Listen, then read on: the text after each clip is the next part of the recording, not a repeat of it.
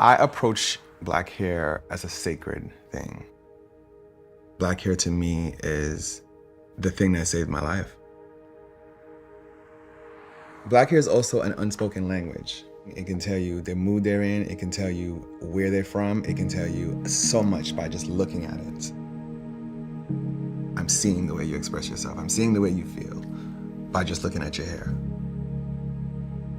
There's a lot of pain carried in hair, there's a lot of joy carried through hair, but then there's also a lot of self-doubt. Hair in the black culture is definitely one of the main ways we look at ourselves.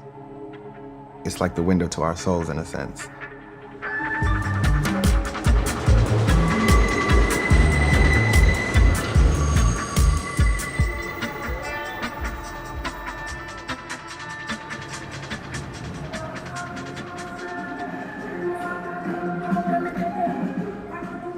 My early life in Jamaica, I just remember having a lot of fun and playing all day.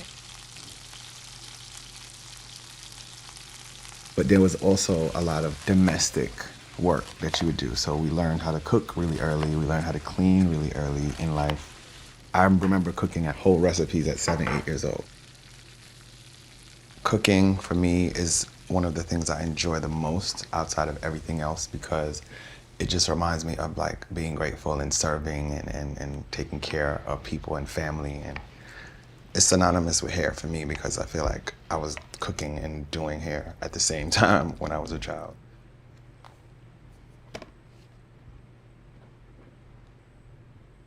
This is me in Jamaica when I was about 2 years old.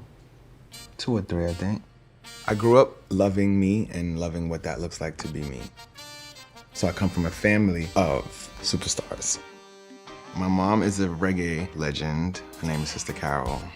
I saw a lot of them getting ready and dressed and preparing for their stage shows, like putting the clothes together, outfits, doing their hair, eccentric, elaborate hairstyles. High off the head, different colors, different volumes, some slick, some cuts. It was just a lot going on in the height of the dancehall era in the late 80s, early 90s in Jamaica.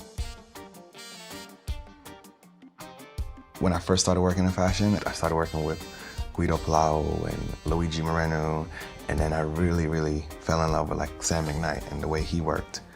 So I worked under them for years, and after that, I decided to go on my own, and I decided to use what I learned in the early part of my life in hairstyling and the later part of my life in fashion hairstyling and put it together, and that's where my style came from. Church hairstyles.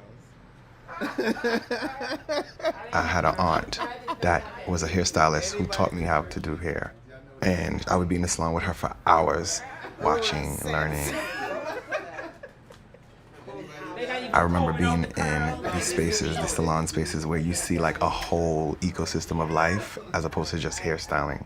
Because the salon, especially in the Jamaican culture and the black culture, it's like a place where everybody congregates and barters and, you know, so that's really cool. Together, and then by the time they leave, it's like, you know, you could have found an apartment by sitting and sometimes all of them appointments fall back at the same time, so they're clashing again, and they build a bond from there. You might find childcare while you're getting your hair washed. Exactly. You come into the salon and somebody goes, oh, I know somebody, right? Yeah. How did you guys get into hair? I didn't like the way my mother did my hair. And I'm Haitian, so the hairdo was no-no. Yeah. And I was in New Jersey, so there was no braiding. There was no hair, so I started using yarn. Oh, wow. Yeah, that's how I started. It's called ingenuity.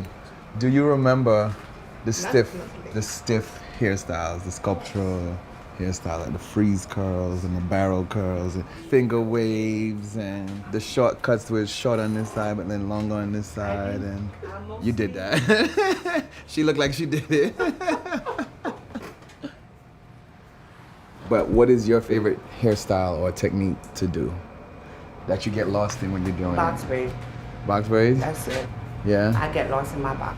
Yeah. I think hair is an art, Yes. and as the years change, there's more art. We see more different styles. I am still astonished at the fact that in certain institutions, the way you wear your hair can be held against you if it's the natural way your hair looks. I think that's insane. Trying to fight those stereotypes every day because it's a beautiful thing. Our hair is so beautiful. I feel like it's something that should be celebrated and not used to subjugate us. I feel like in the industry that I work in, the fashion industry, there was not a lot of people that looked like me. And I always felt like the early way that I learned to do hair was so sophisticated, so I tried to inject it in a lot of my work. I love this show. I do feel like I'm seeing a bit more changes. It's become the norm now to dive more into that world of sophisticated black hairstyling.